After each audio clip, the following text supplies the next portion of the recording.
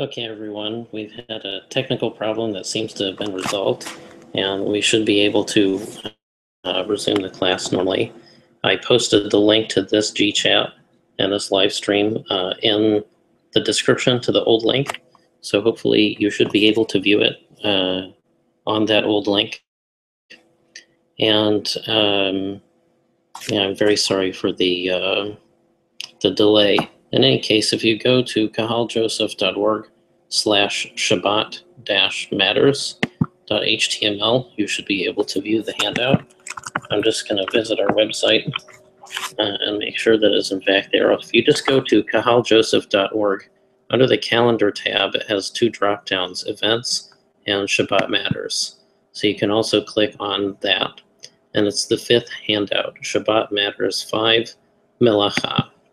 So I will be able to view it. And if not, you'll be able to catch the recording after the fact. So I'm going to open this handout and we can begin to go through it. The previous link, we're going to be able to view the class here. The first issue that I'm going to bring up is the word Melakhot. And what is it that we're resting from? That's actually the title of the class. God talks about resting from work. And when we think about what does that mean to us when we hear it in English, work, the word work, it has all of the connotations that the word work does in the English language. And this is true when you're viewing this material in other languages. You tend to read it through your own, the languages that you know, the languages you're familiar with. It's a type of commentary that is inbound in people's minds, unless we're working in the original language only. And sometimes even then, because languages change over time, then when you read the word, it may develop some other connotations. And so the word work to us conjures up the idea of perhaps doing something physically strenuous. I did a lot of work, on the house, or, I did a lot of work at the gym. There's a lot of work-like behaviors that seem to be about getting sweaty, getting your, rolling up your sleeves and getting your hands into the work. That's what we mean by work. We also mean our jobs. You have to rest from going into your place of work and being invested in the things that you are invested in during the week. Maybe you run a business, so it's operating your business. Maybe you're a worker for someone else's business, so you have a role to play. And so if we're resting from work on Shabbat, then we're not having that role at this moment. So we also mean work in that manner. There's a number of other uses of the word work, but it probably wouldn't call to mind any that are actually forbidden on Shabbat. And it might technically be permitted to do on Shabbat some things that we would consider work. So for example, it's common to have a large number of people over, to have a family dinner, a sit-down family dinner that involves setting the table and making nice food. I mean, the food hopefully you'll have made before, but maybe you have to chop salad, or you're putting out the special dishes, and for those who follow the shita that you can wash dishes, then you're going to have to wash them in order to prepare for the next meal. Those who follow the shita that you don't have to, or that you're not able to wash them, to put the dishes out in some place that they can sit until you can deal with them after Shabbat. There's a lot of going to synagogue and coming back from synagogue, and because we don't travel in a lot of the means that people typically travel in the modern era, then there's a lot of walking on Shabbat. Walking long distances from place to place seems like it's a lot of work. Hosting dinner parties and dealing with table setting and dishes seems like it's work. Somehow that doesn't violate Shabbat. I'm a rabbi. When I go to work, my principal day is Shabbat. I have to work, in that sense of the word, on Shabbat. But it's not work in the eyes of the Torah. You might describe it as service. I'm trying to serve the community on Shabbat. I'm trying to serve God on Shabbat. But that type of service may not be considered work, is not considered work in the eyes of the Torah. And in fact, the Torah uses a couple of different words for work. The one that I'm most interested in is the word melacha. And I'm not translating it on purpose, because the minute you call it work, you conjure up these associations in the English language that are not exactly leading to an understanding of how the rabbis of the Talmudic period understood the word work. Just to review, because we're not Karaite Jews, we're Rabbinite Jews, then we don't just read the words of the Torah without any sort of lens applied, and then just do the thing that it naturally would seem based on a straight reading of the text to do. We interpret the verses according to a set of logical principles, and sometimes the interpretation may go against the natural reading of a verse, or it may just not appear to be relevant to the natural reading of the verse. The classic example of that is the separation of meat and dairy products in Judaism. That's not overtly in the Torah. The Torah says a couple of things, primarily lo tevashel gedi b'halevimo, don't cook a kid, meaning a young goat, in the milk of its mother. And cooking is not just any cooking, but it's a specific type of stovetop style cooking, as opposed to roasting or scalding or other methods of cooking. So it's take the action of taking the young child goat and slaughtering it and preparing the meat in which you stovetop cook it together with the milk of its mother. That's what the Torah actually says. Now, the Torah says that we interpret this through the lens of the rabbis. Oh, that's just an example of one of many different types of prohibition. So the rabbis say, well, that means not necessarily just the kid and its mother, but any kid and any mother. And then it's not necessarily the same species, but it could be the meat of one domesticated animal with the meat of another domesticated animal. And then while they're at it, they said, because we're the rabbis, we're going to add on the meat of any animal we can eat with the milk of any other animal we can eat, whether it's domesticated or wild. So, deer and the milk of its mother. Deer is a kosher animal. The rabbis are adding that we wouldn't eat that either. And then this phrase, don't cook a kid in its mother's milk, appears in the Torah 3 times. And so we say, okay, the first time we learn not to cook them together. And then the second time the Torah is coming to teach us that if you were presented with a mixture of meat and dairy products that someone else cooked, you are not to eat that mixture, even if you personally didn't cook it. And then on the third repetition, we learn that one does not derive benefit from such a mixture, even if you didn't eat it. There's a lot of steps that happen. The result is, no dairy products are consumed in Judaism. To get to there from the actual verse in the Torah involves a significant amount of interpretation from the rabbis. And as Rabbinite Jews, most all modern Jews are, we are beholden to that history. And we look specifically to the Talmud as the official source of how to interpret passages in the Torah. And so I want to look first at the primary source so you can see the plausibility of it. I mean, they're not making this stuff up.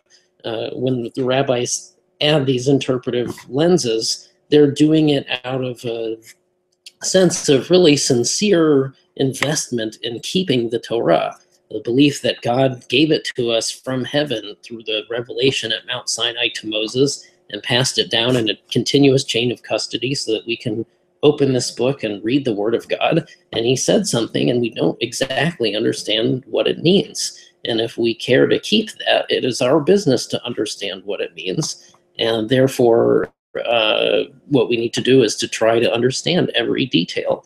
And we use all the tools in our intellectual kit to do so. That's why they're doing it, not just for fun and games, but out of a sincere desire to keep all the words of the Torah. And so they're looking at this don't do work, don't do melacha on Shabbat business, and they're not entirely sure how to do it. What does it mean to keep Shabbat? God talks many times, as we saw in the first session especially, Many passages in the Torah discuss the importance of Shabbat. The severity of violating Shabbat is a big deal. And yet there's not a lot of practical information about how to do it. So we're going to look for the word melacha and see how we can learn more information. So first of all, we have several quotes from the book of Exodus. That's really where the idea of Shabbat is first introduced. Shabbat being in part a celebration of our exodus from Egypt, it doesn't come up until after we leave Egypt. So when God teaches us Shabbat in one of the places that he does, by this point he's already mentioned it before, but this is in Shemot chapter 35, verse 2. He's talking actually in this section about the Mishkan, the holy tabernacle in the desert. He's been talking about the Mishkan actually for a while, many parash, and suddenly he brings up Shabbat again. And this is what he says: Sheshet yamim te'aseh melacha, uvayom ha'shevi'i yeh lechem kodesh, Shabbat Shabbaton l'Hashem, o melacha yumat. Work, and it's important, it's not ta'aseh, but te'aseh. Work will be done, or can be done, may be done, is done. It's a descriptor. Work is done for 6 days, but the seventh day will be sacred for you, a Sabbath of solemn rest for the Lord, and whoever does any work on it will be put to death. Obviously, we don't put that rule into practice. Again, the rabbis are adding some interpretation there. They're saying in a previous version of this class that the first person or one who would violate the Sabbath in public in a society which is very piously concerned with keeping the laws of the Sabbath and has therefore publicly stated that he doesn't believe that God cares, may be liable to a capital crime because they're upsetting the social and religious order. Now, where it's very common for, I think, the majority of Jews are not Sabbath observant in the traditional sense, then it doesn't have that meaning. And moreover, we don't have the power to establish a Beit Din that can dole out a capital offense in any case. So we just learn from this, like, it's very important, as opposed to practically we're going to put someone to death over this. But we learn he doesn't just say don't do work. The word that we use for work in modern Hebrew is avodah, which is service in biblical Hebrew. And it could be slavery or it could be a positive service, like service of the Lord. Both of them are contained in avodah, but he doesn't say avodah. He says the word melacha. So you could read this as work. Melacha specifically can be done for 6 days, and the seventh day should be Shabbat. And you'll notice the next source, chapter 35, verses 30 through 35, is from the same chapter. So the chapter that starts with this commandment, don't do any melacha on Shabbat, now uses the word melacha again in a very specific context. So we'll read this in English. Moses said to the Israelites, the Lord appointed Bezalel ben Uri ben Hur of the tribe of Yehudah by name. He filled him with the Spirit of God and wisdom, understanding, knowledge, and all manner of workmanship, how to design, to work in gold, silver, and brass, to cut stones for setting, to carve wood, and to execute all skillful workmanship. He inclined him to teach, both he and Aholiav ben Achisamach of the tribe of Dan.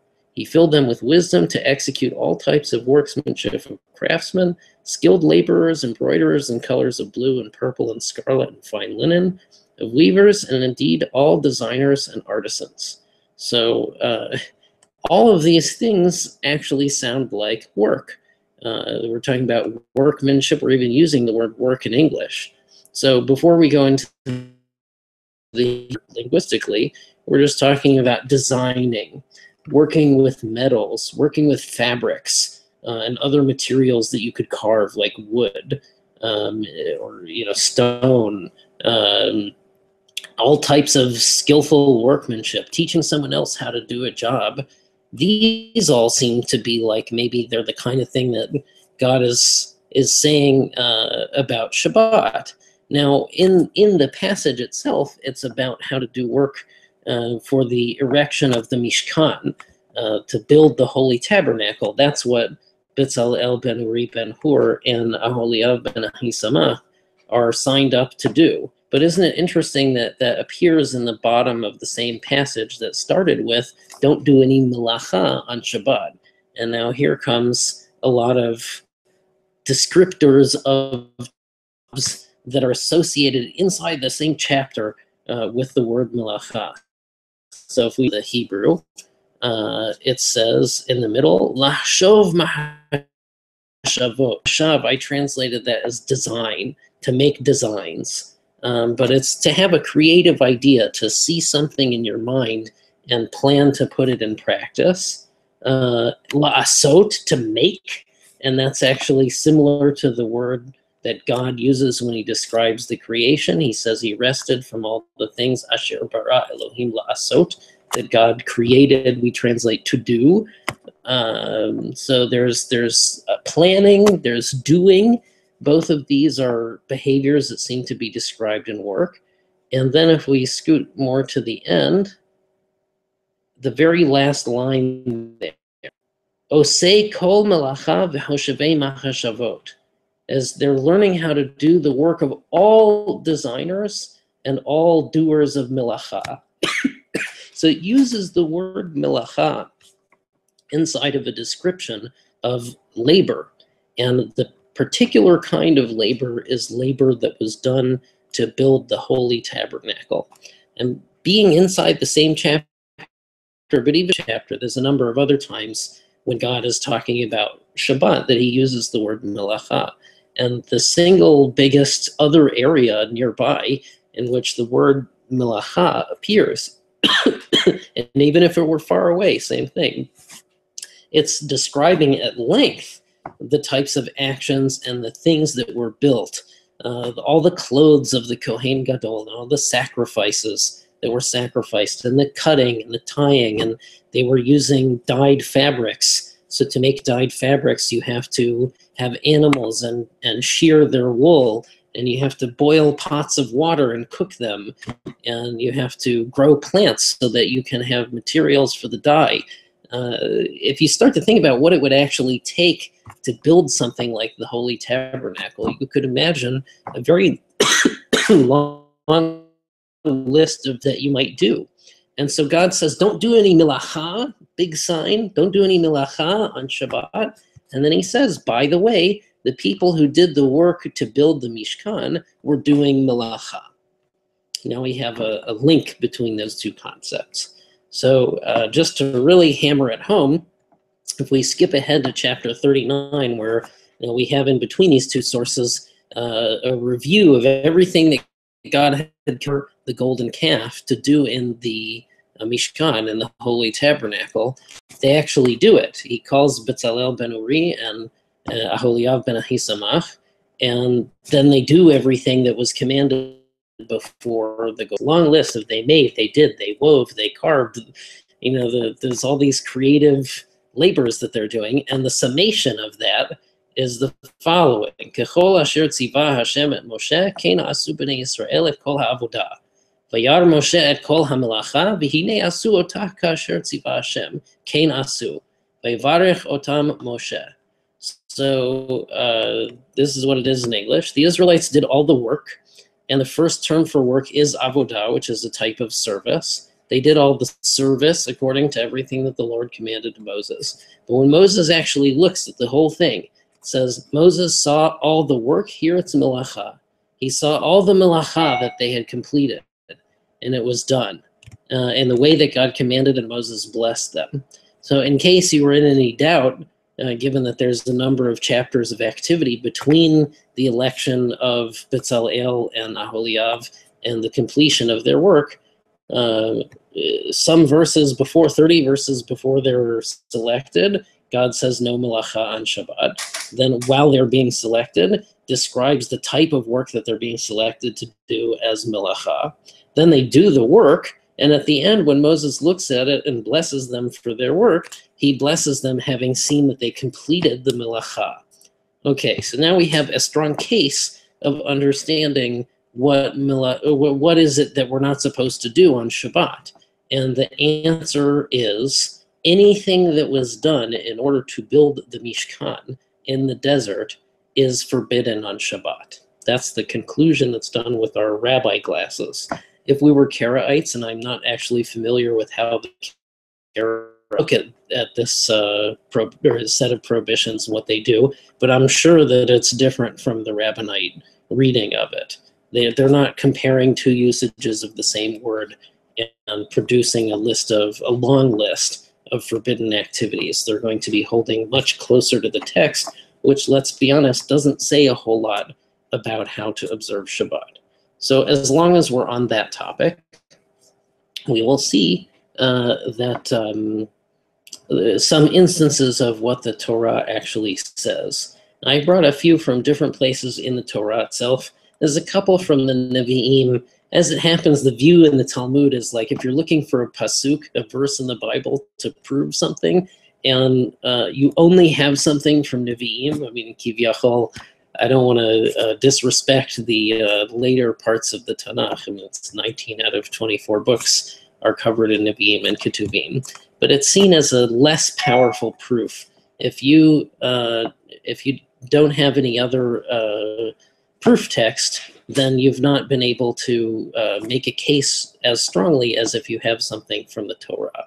So I brought some from the Torah and some from the Nevi'im. You can see a type of progress that's been made. Please forgive me, I'm getting some email. That's the dinging in the background. So the first one is probably the most obvious case in the Torah. God is cut and dry. He says, "Lo tavaru eish b'chol moshavotechem b'yom haShabbat." You may not kindle any fire in all your dwellings on the Sabbath day. So unlike many cases, this is a clear case where God has given an explicit instruction about what to do on Shabbat. It's very interesting that here, if you're a Karaite, you might actually say the fact of a fire burning in your encampment is the thing that it's a problem, like the existence of burning fire on Shabbat. I would stand to be corrected, but I believe that the Karaite tradition is to not have fire burning in the house on Shabbat. Whereas the Rabbinite view of it is focused on who it's talking to. You may not kindle any fire in your dwellings on the Sabbath day. So the verb is burn, and it's applied to a person. So it's essentially saying, like, if you lit the fire and it wasn't Shabbat, and then Shabbat came and the fire was still burning, you probably haven't violated this commandment, because on Shabbat it says B'yom HaShabbat. You didn't do it on Shabbat. You did it while it was still Friday afternoon. Another option would be, let's say you happen to be in a place where there were Gentiles, and you're in a room that's got 2 Jews and 5 Gentiles, and the Gentile is in your encampment because he lives in the same urban setting as you, and he lights a fire for himself, and you incidentally are around and you derive benefit from that. There's also no problem, although it is in your encampment on the Sabbath day. You didn't burn it, he did. So, you know, even there, it's not entirely clear what does God mean. But I think everybody would agree, the Rabbinites and the Karaites, that if a Jew were to kindle and light from scratch a fire on Shabbat, that would be a violation of the Torah, because that's a very clear pasuk. Don't burn fire in your encampments on Shabbat. At least that action of lighting a fire from nothing to something on Shabbat by a Jew is forbidden.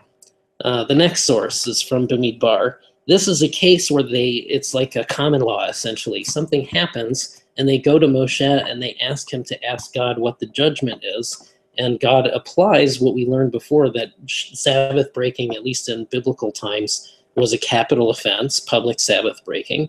So while the Israelites were in the wilderness, they found a man gathering sticks on the Sabbath day. So he's going out and finding things that, I mean, why would you gather sticks except for some purpose that seems to be about doing one of those things we talked about before for the Mishkan, cooking or gathering, or, you know, there's a number of other reasons you could use a stick, burning, maybe there's plenty of reasons to pick up sticks, and they all seem to be about doing melacha, doing a rabbinic understanding of melacha, certainly. So even in the biblical narrative, it seems that this guy going out in public and gathering these sticks on Shabbat, everyone knows that it's violating Shabbat. They just don't know what the rule is. And then God says, just as I told you before, that violating the Sabbath in public is a capital offense. Indeed, we should apply that to this person, and you should go out and stone him outside the camp. It's a very brutal punishment that is not practiced today. I don't want to get into the separate issue of the morality of that. Since it doesn't apply now, I'll focus on Shabbat. But basically, we learned from this that, I'm sorry, I'm just getting some more email. We learned from this that if the man is put to death, then seemingly the action of gathering sticks in public on Shabbat is a violation of the Torah. So that's also a clear case of something being prohibited in the Torah. Now, the next one is from the prophets. It's not from the Jeremiah. It's a good prophet. And this instruction is actually from God. It's expressed as a command. So we hear, thus says the Lord, take heed for the sake of your souls. Bear no burden on the Sabbath day, nor bring it in by the gates of Jerusalem. Do not carry forth any burden out of your houses on the Sabbath day, nor do any work, but sanctify the Sabbath day as I commanded your ancestors. And again, the word for work there is melacha. So here is instruction given after the time of the Torah that carrying burdens in and out of the city is an action from God's own mouth that is prohibited on the Sabbath. And finally, this one from Nehemiah has a different source of authority. It's actually not God speaking, but we learn this from the behavior of the people in the story. So Nehemiah is reporting that a group of people who saw that the observance of Judaism was going down, including among themselves, and they took upon themselves to observe Judaism more strongly, more fervently, more correctly. And this is what they said about what they would do, in part. They cleaved to their brethren, their nobles. They entered into a curse and an oath. It's not clear what's meant by that, at least from the straight reading. God's Torah. So they're taking an oath to follow God's Torah, which was given by Moses, the servant of God, and to observe and carry out all the commandments of the Lord, should be Lord our God, and his ordinances and the statutes, to keep the Torah. And one of the things they say is, if the peoples of the land bring wares or any food on the Sabbath day to sell, that we would not buy of them on the Sabbath or on a holy day. So they make a pledge not to engage in business transactions on Shabbat. So it's clear from the story that that's seen a good thing to do. Don't engage in business transactions on Shabbat. And indeed, later in the last chapter of Nehemiah gives some other people grief about the fact that they're doing this. You are transacting business on Shabbat, and that's going to anger God because you're not keeping Shabbat.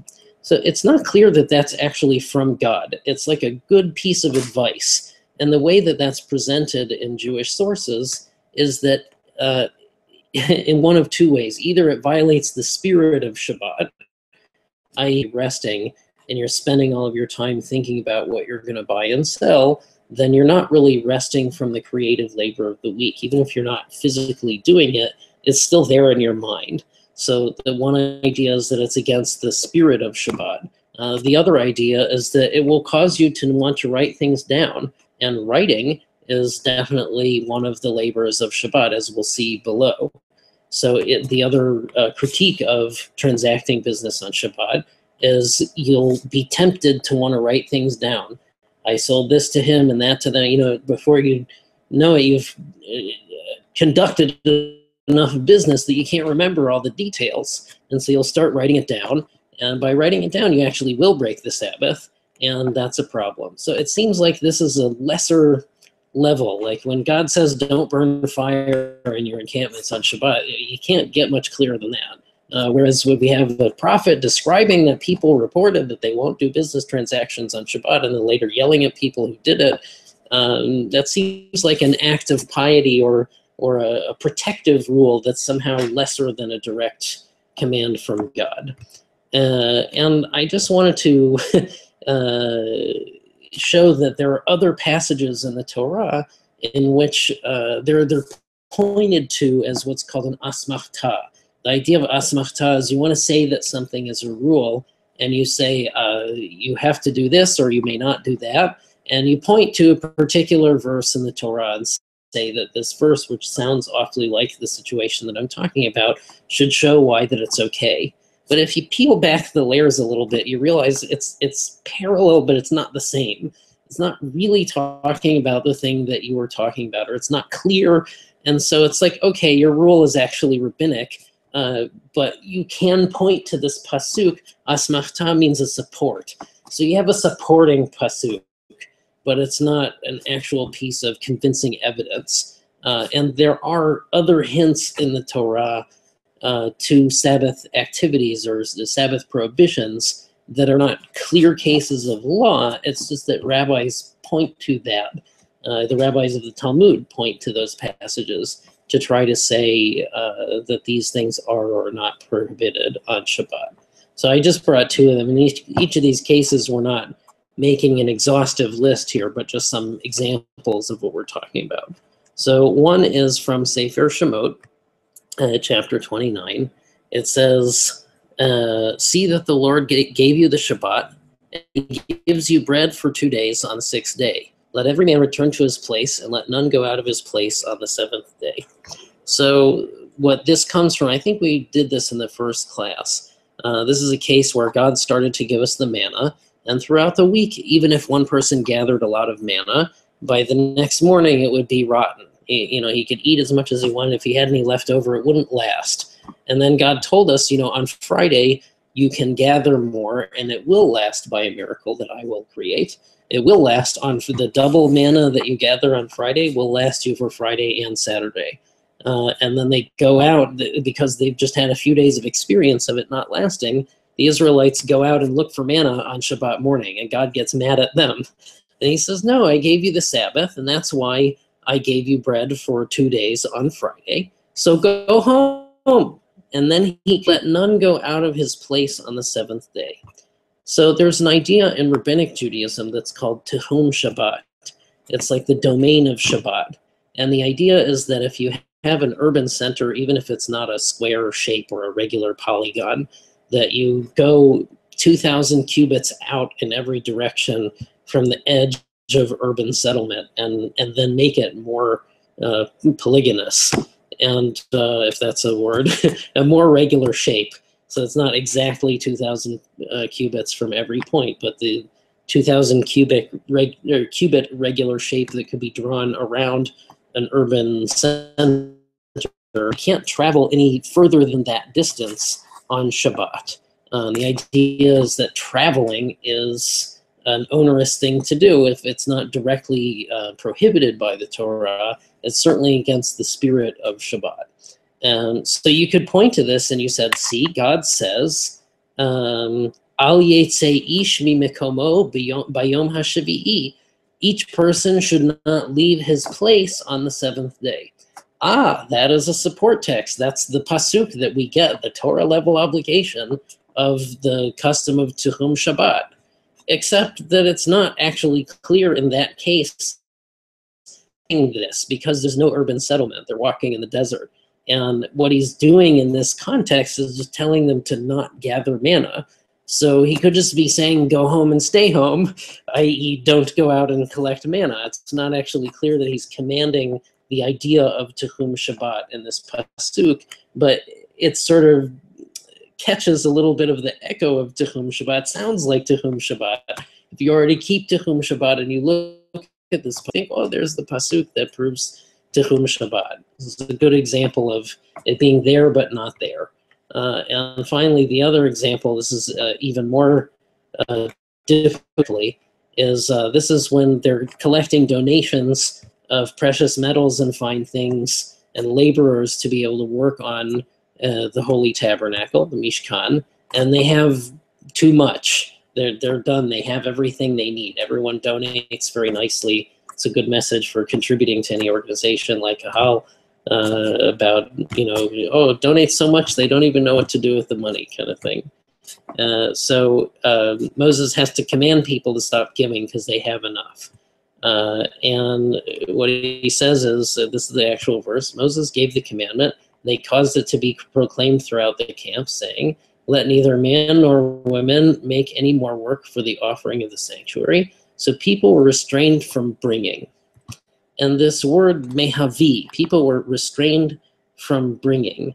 The idea of hava'ah or hotza'ah, bringing and taking, sounds like the language that's used for a Sabbath labor, one of the actual official Torah level labors of the Sabbath, unlike Tehum, which is probably rabbinic. You know, the idea that you can't take something from one area, one domain, a set place with boundaries, picking up that thing and taking it outside of the boundary and putting it down in a different type of boundary.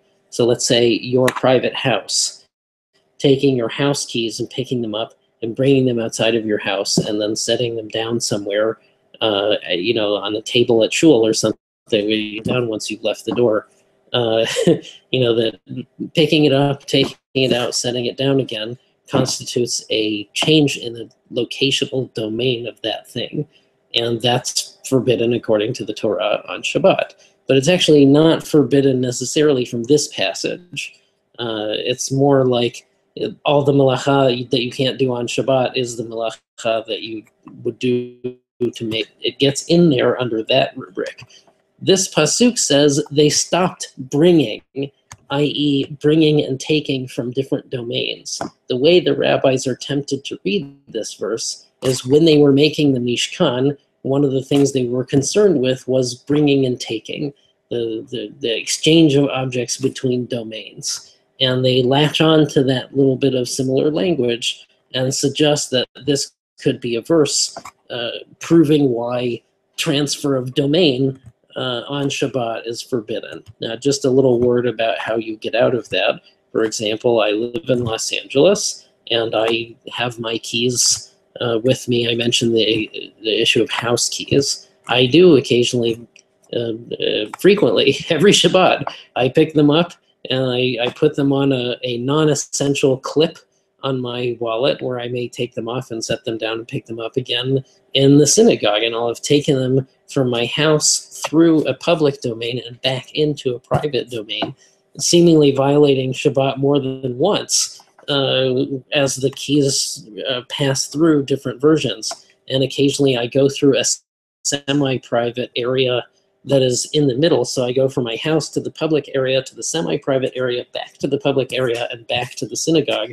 Each one of those actions should be a violation of the Sabbath, except that what they've done in Los Angeles is to create an eruv. And the idea of eruv is to put an artificial boundary that technically counts as a wall and enclose a large section of an urban area inside of that wall, and to make an agreement with the municipality that that's being done in order for Jews to be able to consider the whole municipality or the whole area inside that boundary as one domain. And then even if you take something from one structure and walk outside and into another structure, that all takes place within a larger boundary that you never leave. And what I do in order to carry my keys on the Sabbath is to rely on the eruv. So those who don't believe in eruv would say that Rabbi Melakhot breaks the Sabbath. And those who do believe in the eruv, which I do, I don't make any secret about that, I need my house keys, and I need the keys that many of the keys I take with me are for the community. And, you know, I used to live in communities that didn't have an eruv. And you do make, you make certain accommodations. You can get a lockbox, and you can put your keys in a lockbox in front of your house so that you don't need to actually carry them with you. There's a variety of things if you're stuck and you have no eruv. But I believe that one of the best benefits of the eruv is to get children to come to synagogue. And so I think it should be supported in the name of Jewish continuity. So I don't believe that when I leave my house and walk to synagogue inside of an eruv and I have my keys with me that I'm breaking the Sabbath, because I'm not in domains. I believe we'll get to that in a future session. So now we're going to page 2. And we have the Mishnah and Hagigah that makes an astonishing admission. So just to review, what we've done is we've associated melacha, the word melacha, that we know we can't do that word on Shabbat. We've associated it with something much more detailed about Torah, not a small amount of information, but rather a large of information. We've connected them together through the shared word melacha. And we've seen some examples where God gives us a little more to go on in the Torah, and other examples where we're like grasping at straws to be able to connect what we know about what we do about the Sabbath and hang it on a pasuk that sounds even remotely similar to what we do. So here's this admission in the Mishnah and Hagigah that, I mean, if the rabbis of the old hadn't said it, it would be a very potentially disrespectful and audacious thing to say. But good for us, they did say it, and they were pious and sincere. And when we quote them, we can get cover from their authority. So the Mishnah in Hagigah divides all of Jewish law into three types of groups. The first, it says the Heter Nedarim, the laws of release of vows. It says they are to have no scriptural basis. And it's a shocking thing. God talks about, if a person should happen to make a vow, which is already presented as like an odd thing to do. If you should happen to make a vow, then you have to rush to fulfill it, and it's better that you should not make vows than even to vow and fulfill it. These are verses in the Tanakh inherited. If you make a vow, you're expected to keep it, even if it's very detrimental to you. And yet somehow the rabbis have gotten this set of oral traditions about, well, if the circumstance was such and such, then maybe the vow never became valid to begin with, and therefore we're not undoing a vow, we're saying that it never achieved vow status. And all of that is based on the oral Torah, i.e. that when God gave us the Torah that clearly said you cannot make vows and get out of them ever, with the notable exception of if a married woman makes a vow and her husband says, I don't buy that vow on the same day that she vows it, and I'm using my husband power to cancel your vow. That's like the one exception in the Torah. But other than that, you're stuck. And suddenly we have this whole body of law that's declare vows to be invalid. And there's no basis for it in Scripture. So we believe that when God gave the Torah to Moses, that he explained this at the same time. He said, although the written text is written in this way, you should teach your Chachamim some principles that are the exclusive knowledge of Chachamim. Don't publicize this part because people take advantage of it. But then if they come to you and they want to be released from vows, follow these halachot and you can release people from vows. There's no scriptural basis for it, but we do believe that it came from a sincere conversation between Moses and God.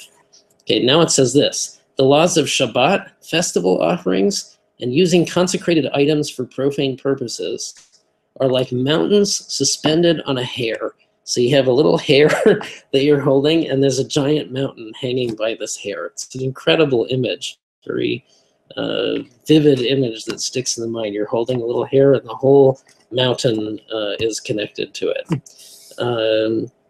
And so it candidly admits that the laws of Shabbat are like this, and it even says why.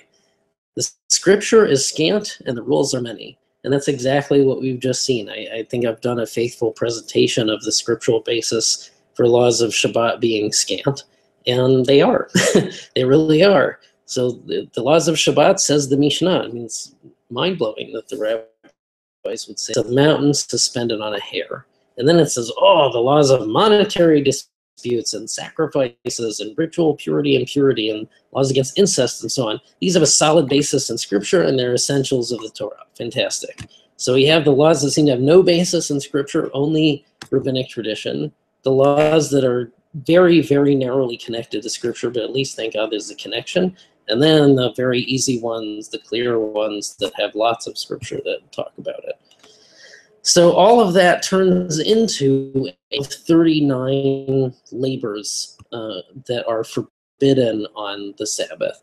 I presented here only the 39 labors because, already I'm onto the second page and I'm about 40 minutes into the class. You can only present so much at once. But this presents what it's called avot melachot, the fathers of melacha. So like the most clear-cut case of work can be divided into 39 labors. Each one of those labors has what's called a tolada or toledet, a child. So there's a a father labor and then a child labor, so to speak. So meaning that if one type of labor is prohibited by the Torah, then another related labor, although it's not mentioned by name, if it's the same type of thing, the same principles are activating it and so on, that would be considered an outgrowth. And this is if those of you who are able to read Hebrew, I think I have up here the Hebrew Wikipedia page. It looks like maybe I closed it. But on the Hebrew Wikipedia page, they give, oh no, here it is. They give some really good examples of toledot. And because I'm rushing, I'm not actually seeing it. So go to the Hebrew thing here. Maybe I could do a Control F for toledot. Nope. Oh no, here we go. Toledot Melakhot Shabbat. Yeah, well, they had a chart. I can't find the chart. Anyway, it's a great chart on the Hebrew Wikipedia page, which just takes a few clicks through, and I'm looking at a screen while trying to teach an online recorded class, and I can't find it at the moment. Here we go. There we go. That's it? No. Okay, so anyway, the idea is basically that if one melacha has the same thing going on, that all other melachot should be treated in the same way. So the av is the clear case, the toledet is the less clear case, and then everything else that can't be an avra toledet gets a lower rabbinical status. So now we can back apply that to times that we learned that, for someone who is sick and there's some danger, but they're not in danger of their life, you can, in certain cases, break rabbinic law for their sake. So it's actually important to know what's an av and a toledet and what's a rabbinic law that's lower, because if you are up against a hard place, you want to minimize the desecration of Shabbat. And knowing what is from the Torah and what is not will help you do that.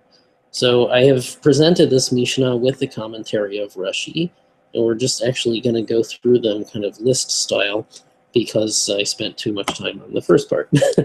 So here's what it says. The chief labors, that's how I translated father labors of Shabbat, are 40 minus 1. It's a question of why 40 minus 1. Why didn't they just say 39? There's a nice drasha on that back when there was corporal punishment in rabbinic courts, they were forbidden from doing a cruel and unusual punishment, and that was seen as anything that should be 40 lashes or more. Now we look at this as just history. It's not clear how often they actually ever really did this, but the system is set up with it, and at least theoretically in mind, that you could give someone corporal punishment in Judaism. Not practice, but just theoretical. And they determine that cruel and unusual punishment is 40 lashes. So the maximum punishment you can give to someone is 39 lashes. And there's this idea when we see that God talks about Shabbat being so severe and so important that the maximum punishment would be applied, that just as the maximum punishment is 39 lashes, then the maximum observance is 39 labors, and they parallel each other.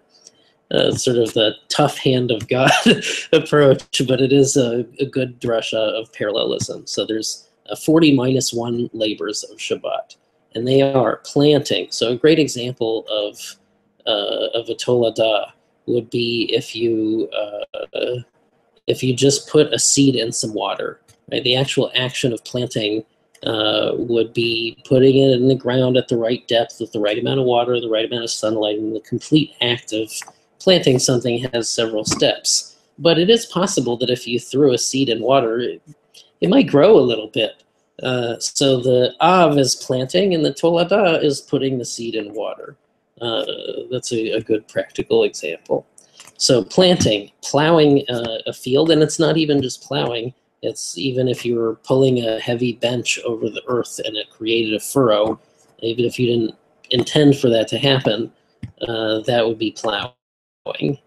Reaping, gathering, or sometimes people translate this as taking the reaped stalks and putting them together in a bundle. Threshing, winnowing, and that's it says Rashi adds winnowing in the wind with a grist shovel. So the idea is that you have some seeds that have like an extra plant part that's not particularly edible. And what you do with this grist shovel or grist bowl is you put wheat or some other grain that has a casing on it, and you kind of shuck it up and down, shook, and then it loosens up all the earth parts, and you throw it up in the air, and the wind blows away the lightweight chaff, and what lands back in the pan is wheat. So that's winnowing.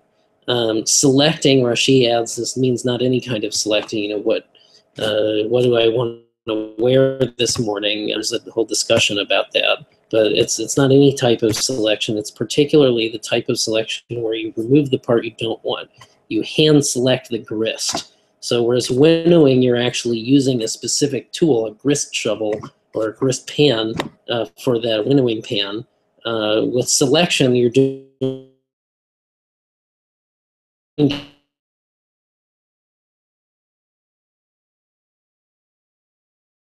grinding the pepper on Shabbat is forbidden.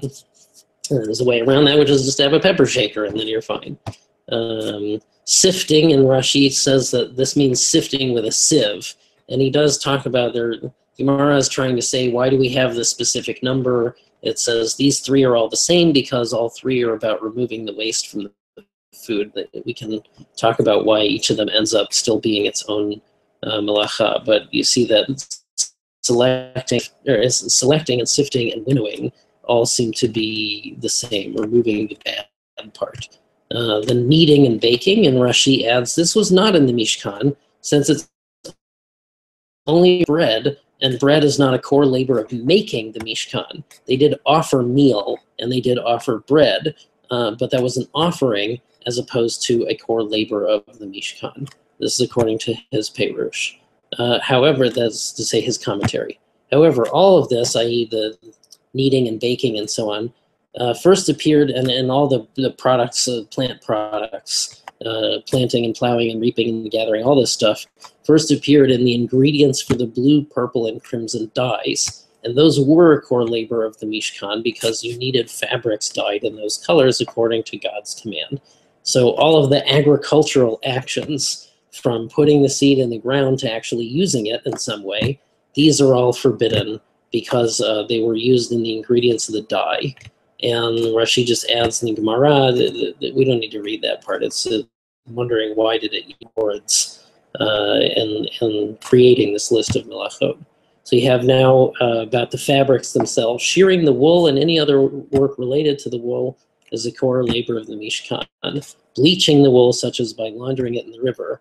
Combing, and Rashi has a tendency, which we do too, to translate as commentary. He defines the word for combing, which is a little unclear, as shapir, which if you knew medieval French, you'd say, okay, that means combing.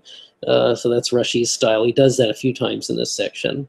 Dyeing the wool, spinning the wool, threading the wool with threads, which he says is ordir. People, he's writing to an audience that is familiar with how to make and operate a loom. Making the two threading harnesses, which he defines as vis, I believe. Putting two threads together in the harness. And then he adds, for shearing, bleaching, and all of these other things that are about preparing fabric, the minimum amount is discussed later. So there's a whole chapter in the Talmud devoted to how much do you have to weave or knit before you've violated Shabbat according to the Torah. Weaving two threads, so the Mishnah is saying it's about the minimum amount of weaving, just even two threads together, or separating two threads, which he says is severing them because sometimes the two threads are long and you can remove them or thin them and you can use the fabric later.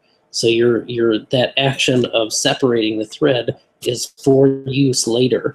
And the fact that you're separating to use, that gives it a creative, it's destructive as the action itself. So he says all these from threading to tying and untying apply to the curtains of the Mishkan. So the production of fabric, the dyeing of fabric, was for the curtains of the Holy Tabernacle. tying and untying, sewing the two stitches, tearing, which is also for the curtains in order to sew 2 stitches. So sometimes the opening's rounded, you can't sew it effectively without tearing. It's explained in the Gemara. But tearing with no intent to sew is not in the Mishkan. So you see now, if you just tore for no sake, that may not actually be a violation of the Torah. It may just be a rabbinic violation because you're not doing it for the purpose of trapping a deer. So this is now about using, we had to have, working applies to the tahash skins in the Mishkan. So the Mishkan, it's not clear, but they didn't have seals at the time, so maybe tahash doesn't mean seal, it means another animal. But the trappings, leather trappings in the Mishkan, and so capturing a deer to be able to use the skin and slaughter it, or skinning it, salting the hide, tanning, smoothing, removing the hair, cutting and marking, slicing into the straps or sandals. All of that is about these tahash skins that were in the Mishkan. Then there's writing 2 letters and erasing in order to write 2 letters. So he puts you to further on in the Talmud, where the Gemara wants to know the application to the Mishkan. What does writing have to do with it? There's no essential thing about writing in the building of the Mishkan. So the answer is the Israelites would write letters on the beams to know which 2 went together. So the Mishkan was constructed by having 2 beams connected and putting a socket over them to connect them together. So if you wrote, beam A on this beam and beam A on this beam, and then over here B and B and C and so on, you'd need to write 2 letters to be able to match the beams later when you took everything apart and transported it and you wanted to go build it again. You needed those letters to be able to match the parts, and that then becomes an essential labor in building the Mishkan, and therefore writing or erasing in order to write is forbidden by the Torah. So now here's an interesting application. Writing just 1 letter is only rabbinically forbidden, or erasing it in order to write 1 letter is only rabbinically forbidden. So if you were in an emergency situation that you could get out of, or maybe save someone's life by writing 1 letter, or you could save their life by writing 2 letters, you would choose the method of writing only the 1 life, because it only breaks the rabbis and not the Torah.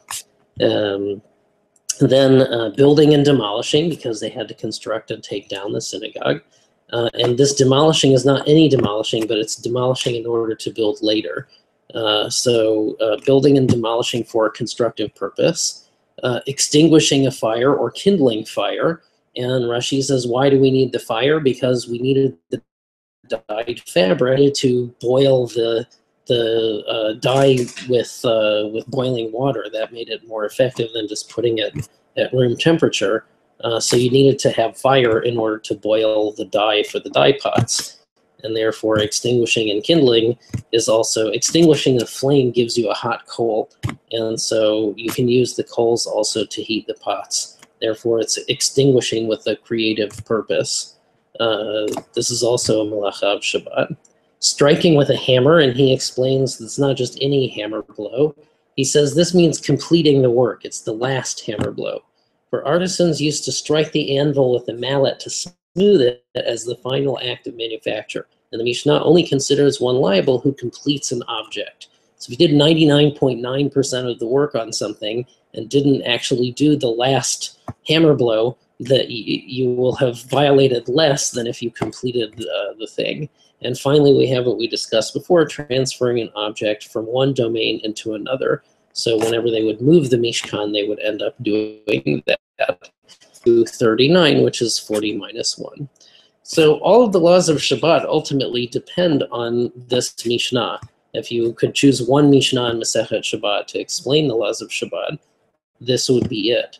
And you can see that actually it's very easy to break Shabbat, without even realizing it. I have a friend who in rabbinical school said that he was once in an Orthodox synagogue, and the president of the synagogue met him in the lobby and greeted him as he was watering the plants in the lobby on Shabbat morning. And it's not because he wanted to break the Torah. It's just nobody ever told him that simply putting some water in a potted plant is a Torah level violation. So on the one hand, you see how easy it is to violate Shabbat. On the other hand, you see actually how difficult it is with some of these things. Is completing the labor takes quite a bit. Or if you were ignorant of it, perhaps that would have a different view. So you have both a seemingly bewildering amount of things that you can't do on Shabbat. We have 39 father works, and then each one of them has toladot. So it's probably a couple hundred when you take them all together. A couple hundred activities that are forbidden on Shabbat. And sometimes, doing one simple thing could actually violate, and one action could violate many of these things. They even try to come up with examples in the Talmud about how could you violate Shabbat the most way is in a single act. But you could see that you may actually be able to, like for example, if you heated up a pot of water on the fire, then you'll have both cooked the fire, or cooked the water, which is under the prohibition of baking, and you'll have burned the fire. So in one action, heating the water, you've violated Shabbat twice. So there's a balance there of the ease of violating Shabbat, the many situations that you can have where you violate Shabbat. Another one is driving a combustion engine car. You get in the car, you're driving it, so you're burning the fire, and then there's stuff in the car. So assuming there's no eruv, you're now transferring all the objects that are in that car from domain to domain. And, you can imagine other things that may happen. If you turned on the heater, say that perhaps the operation of the heater might cause a hot heating liquid, which would also cook it. And you're turning the light on and off. There's a lot of things happening in the car. So on the one hand, it's very easy to violate Shabbat, but on the other hand, actually, you have to do one of these things, or it's toladot, in order to violate Shabbat. And if you're not doing these things, even if it feels like what we would call work, that it's not actually work that would violate the Torah. So what I'm recommending now is a book by Rabbi Baruch Chait, I think is how you pronounce the name. It's called The 39 Avot Melakhot Shabbat. And I actually have to get it because you'll laugh when you see it. It looks like a children's book, and it kind of is. And it's a very colorful thing. I actually walked in the door with this evening, and my daughter, when I put it away, she started crying because she thought I had brought home a children's book for her. And when she saw that I didn't actually intend to let her see it and play with it because she's only 2, that it made her cry, which I am very bad about as a father. But it's presented for young children of a reading age. And what it does after some text in the beginning is give you some really great drawings. Like, here is the actual Mishkan. This is what it looked like. And if you want to try to imagine, okay, what we can't do on Shabbat is everything that it took to make this, you have some mental image of what that actually means. And then it goes melacha by melacha, work by work, and it shows children, because it's an Orthodox thing, it's very gendered and so on, but it shows children actually doing the activities that are melacha. So to take example, it has threshing. So it gives you a drawing that defines threshing, separating a natural product from its natural container. So here's a guy who's riding on a platform that has little combs, and he's got a cow that's walking in a circle over it. And these little combs are causing the casing of the wheat that grew on the wheat plant to come off the casing.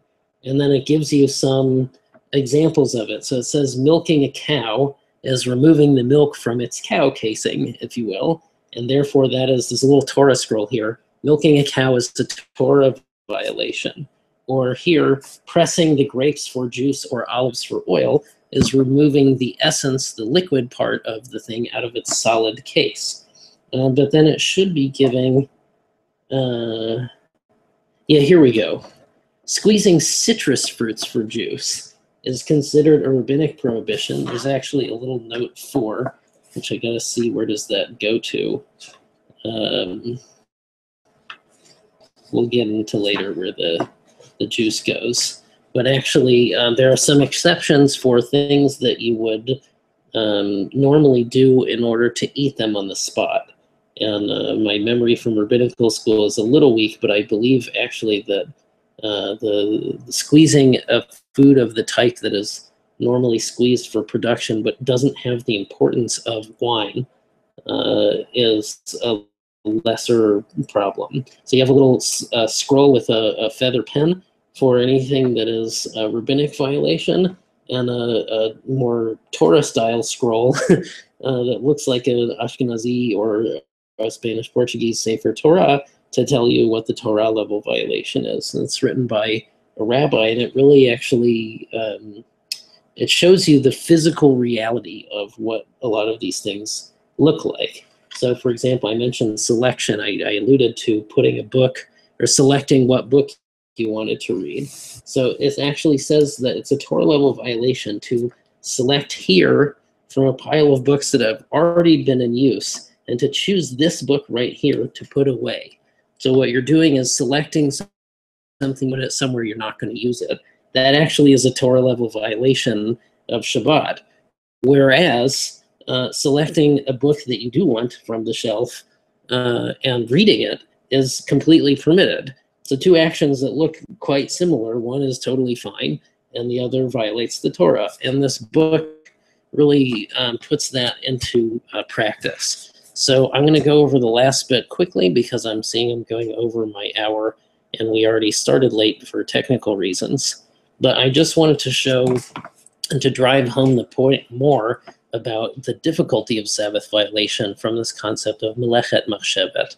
And that phrase, Melakhot Machshevet, is we saw that in our first source. That's what Bezalel and Aholiav were told to do by God in order to make the Mishkan. It's both Melacha and it is something that causes design, Machshevet, a type of forethought. And so from this passage, we learn that you can only violate the Torah.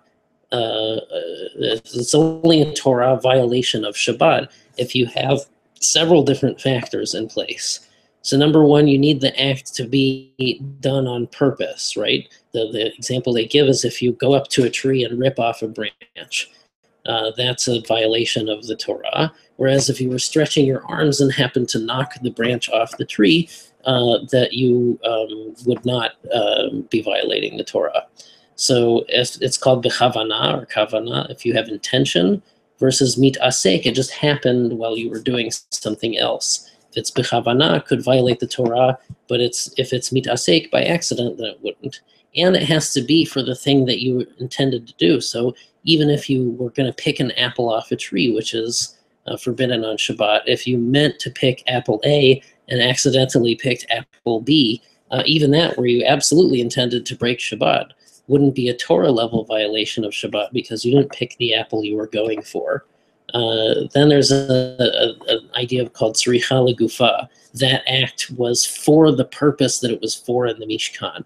So in the Mishkan, they used to dig holes to mount certain things, and they needed the hole. So digging a hole for the hole is a Torah violation, versus, let's say, you need some earth for some reason. You want to play with a bucket of earth on Shabbat, and you dig a hole in order to have a bucket of earth. That doesn't violate the Torah because you didn't want the hole. You just did something that would be guaranteed to create a hole because you wanted something else. So that's still, all of these are still rabbinic violations, but they don't violate the Torah. So the third category is called kedarka. Did you do it the way that it often is? The example they give in the book is carrying an apple from your private house out into the public in your hand, versus if it was done in an unusual way, if you carried it by balancing it very carefully on your toes and then hopped out. Doing that is only a rabbinic violation, not a Torah violation.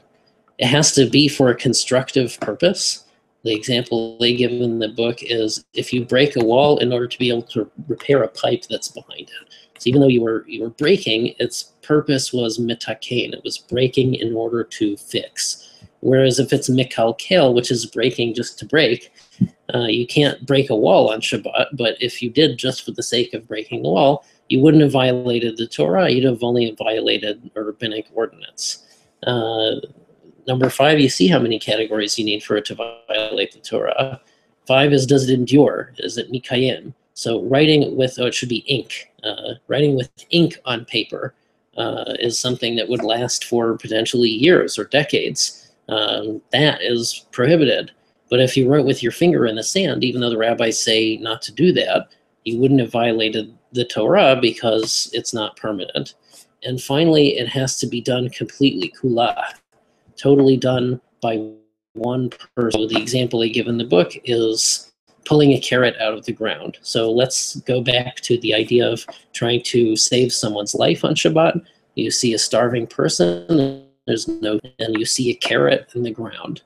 If you have some extra time, or if your buddy is there, it's better to pull the carrot out of the ground with your buddy and then use it to save this person's life than it is to do it yourself. We learned in the previous session, if that causes delay or if you're not sure about yourself, just go for it and pull it out of the ground because you have to save the guy's life. But if you have the presence of mind, you could do it with a friend, and that would at least reduce it to a rabbinic prohibition. So in rabbinic literature, the approach to all of this is you must have all 6 of these things. It has to be performed intentionally on the object that you intended, for the purpose it was done to the Mishkan, in the usual way, in a constructive way, with a permanent result, and performed by one person.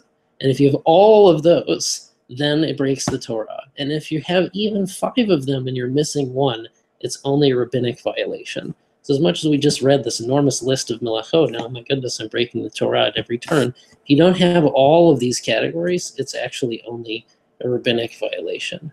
And finally, there's a section that just talks about different states of mind and some different fences we put around the Torah. If you break Shabbat b'mezid, on purpose, i.e. I'm breaking Shabbat, and I know that this action will break Shabbat, and I know that it's Shabbat today, and I'm going to do it anyway, that is seen as a more serious violation of Shabbat than if you didn't know. I mentioned the guy who was pouring water into the potted plant on Shabbat and had no clue that he was violating the Torah. That's seen as a less serious violation because he just didn't know. So if you don't know that it's breaking the Torah, or let's say he thought it was Tuesday, he just got confused about what day it was and didn't realize it was Shabbat, then that's also considered shogeg and is a lesser prohibition. And finally, although there are many, many extra rules of Shabbat that we've alluded to that are in the minds of the rabbis, this book actually does a good job of explaining why they do that. And there are 4 reasons, and they're all very simple. One is that the thing that they're prohibiting looks like something that actually is prohibited. And people don't have such a great capability of nuance. If thing A violates the Torah, and the thing looks an awful lot like A but isn't exactly A but's awfully close, doesn't violate the Torah, the rabbis will come and forbid the second thing just to make life simpler for you. You'd rather not transgress the Torah, so we won't do this thing. It's not technically forbidden because you might come to do the real thing. The second thing is it's a precaution necessary to avoid a violation of a